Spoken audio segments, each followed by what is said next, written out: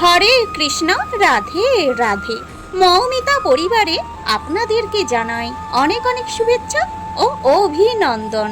আজকের আলোচ্য বিষয়টি হচ্ছে পাপমোচনী একাদশী ব্রত মাহাত্ম্য কথা। এর সঙ্গে জেনে নেব একাদশীর পরের দিনের পালনের সময়। শ্রোতা বন্ধুরা, আজকের এই ভিডিওটি আপনারা প্রথম থেকে শেষ পর্যন্ত মনোযোগ সহকারে শ্রবণ করুন, আপনাদের কিন্তু অনেক ভালো লাগবে। তাহলে চলুন বন্ধুরা, শুরু করা যাক পাপমোচনী একাদশী ব্রত মাহাত্ম্য কথা। যুধিষ্ঠির শ্রীকৃষ্ণকে বললেন, হে জনার্দন, চৈত্র মাসের কৃষ্ণপক্ষের একাদশীর মাহাত্ম্য ও নাম কৃপা করে আমাকে বলুন। শ্রীকৃষ্ণ বললেন, হে ধর্মরাজ যুধিষ্ঠির, আপনি ধর্ম বিষয়ক প্রশ্ন করেছেন। এই একাদশী সকল সুখের আধার, সিদ্ধি প্রদানকারী ও পরম মঙ্গলময়, সমস্ত পাপ থেকে নিস্তার ও মোচন করে বলে এই পবিত্র একাদশী তিথি পাপমোচনী একাদশী নামে প্রসিদ্ধ। রাজা মান্ধাতা একবার লোমশ মুনিকে এই একাদশীর কথা জিজ্ঞাসা করেছিলেন। তার বর্ণিত সেই বিচিত্র উপাখ্যানটি আপনার কাছে বলছি, আপনি মনোযোগ দিয়ে তা শ্রবণ করুন। প্রাচীনকালে অতি মনোরম চৈত্ররথ পুষ্প উদ্যানে মুনিগণ বহু বছর ধরে তপস্যা করতেন। এক সময় মেধাবী নামে এক ঋষিকুমার সেখানে তপস্যা করছিলেন। মঞ্জু ঘোষা নামে এক সুন্দরী অপ্সরা তাকে বশীভূত করছিলেন, কিন্তু ঋষির অভিশাপের ভয়ে সে 2 মাইল দূরে অবস্থান করতে লাগলো। বীণা বাজিয়ে মধুর সুরে সে গান করত। একদিন মঞ্জু ঘোষা মেধাবীকে দেখে কামগানে পীড়িতা হয়ে পড়ে। এদিকে ঋষি মেধাবীও অপ্সরা অনুপম সৌন্দর্য দেখে মুগ্ধ হন। ক্রমে কাম পরবশে মুনি সাধন ভজন বিসর্জন দিয়ে তার আরাধ্য দেবকে বিস্মিত হন। এইভাবে অপ্সরার সাথে কামক্রিয়ায় মুনির বহু বছর অতিক্রান্ত হলো। মুনিকে আচারভ্রষ্ট দেখে সেই অপ্সরা দেবলোকে ফিরে যেতে মনস্থ হলো। একদিন মঞ্জু ঘোষা মেধাবী মুনিকে বলতে লাগলো, হে প্রভু, এখন আমাকে নিজ গৃহে ফিরে যাওয়ার অনুমতি প্রদান করুন। কিন্তু মেধাবী বললেন, হে সুন্দরী, তুমি তো এখন সন্ধ্যাকালে আমার কাছে এসেছো, প্রাতঃকাল পর্যন্ত আমার কাছে থেকে যাও।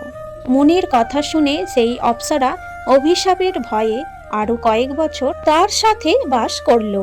এইভাবে বহু বছর অতিবাহিত হলো। দীর্ঘকাল অপ্সরা সহবাসে থাকলে মেধাবীর কাছে তা অর্ধরাত্রি মনে হলো। মঞ্জু ঘোষা পুনরায় নিজ স্থানে গমনের প্রার্থনা জানালে মুনি বললেন, এখন প্রাতঃকাল, যতক্ষণ না পর্যন্ত আমি সন্ধ্যা বন্দনা না সমাপ্ত করি ততক্ষণ পর্যন্ত তুমি এখানে থাকো। মুনির কথা শুনে একটু হেসে মঞ্জু ঘোষা তাকে বলল, হে মুনিবর, আমার সহবাসে আপনার যে কত বছর অতিবাহিত হয়েছে তা একবার বিচার করুন। এই কথা শুনে মুনি স্থির হয়ে বিচার করে দেখলেন যে তার 56 বছর অতিবাহিত হয়ে গেছে। মুনি তখন মঞ্জু ঘোষের প্রতি ক্রোধ পরবশ হয়ে বললেন, হে পাপিষ্ঠে, হে দুরাচারিণী, তপস্যার ক্ষয়কারিণী, তোমাকে ধিক, তুমি পিশাচী হও। মেধাবীর অভিশাপে অপ্সরার শরীর বিরূপপ্রাপ্ত হল। তখন সে অবনত মস্তকে মুনির কাছে শাপমোচনের উপায় জিজ্ঞাসা করল। মেধাবী বললেন, হে সুন্দরী, চৈত্র মাসের কৃষ্ণপক্ষের পাপমোচনী একাদশী সর্বপাপ ক্ষয়কারিণী। সেই ব্রত পালনে তোমার পিশাচত্ব দূর হবে। পিতার আশ্রমে ফিরে গিয়ে মেধাবী বললেন, হে পিতা, এক অপ্সরার সঙ্গদোষে আমি মহাপাপ করেছি। এর প্রায়শ্চিত্ত কি? কৃপা করে আমাকে তা বলুন। উত্তরে চব্বন মুনি বললেন, চৈত্র মাসের কৃষ্ণপক্ষিয়া পাপমোচনী একাদশী ব্রতের প্রভাবে তোমার পাপ দূর হবে। পিতার উপদেশ শুনে মেধাবী সেই ব্রত ভক্তিভরে পালন করল। তার সমস্ত পাপ দূর হলো। পুনরায় তিনি তপস্যার ফল লাভ করলেন। মঞ্জু ঘোষাও ওই ব্রত পালনের ফলে পিশাচত্ব থেকে মুক্ত হয়ে দিব্য দেহ স্বর্গে গমন করলেন। হে মহারাজ, যারা এই পাপমোচনী একাদশী পালন করেন তাদের পূর্বকৃত সমস্ত পাপই ক্ষয় হয়। এই ব্রত কথা পাঠ ও শ্রবণে সহস্র গোদানের ফল লাভ হয়। জয় শ্রী কৃষ্ণ। আজকের এই ব্রত মাহাত্ম্য পাঠ এখানেই শেষ হলো। এইবারে জেনে নেওয়া যাক একাদশীর পরের দিন পালনের সময়। একাদশীর পরের দিন সকাল 5:45 থেকে 9:43-এর মধ্যে। এই সময়ের মধ্যে সকলেই পালন করে নেবেন। সকলেই ভালো থাকবেন, সুস্থ থাকবেন।